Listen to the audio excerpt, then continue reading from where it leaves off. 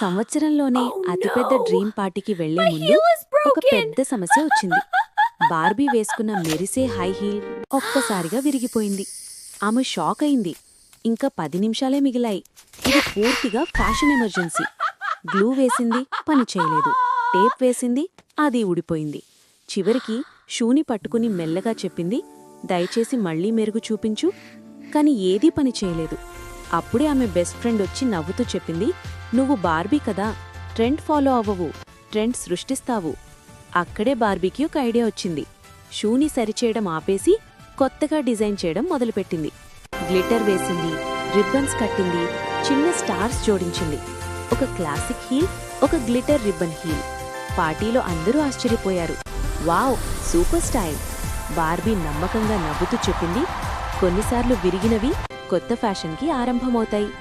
నీతి: సృజనాత్మకంగా ఉండండి, ధైర్యంగా ఉండండి, మీలా ఉండండి.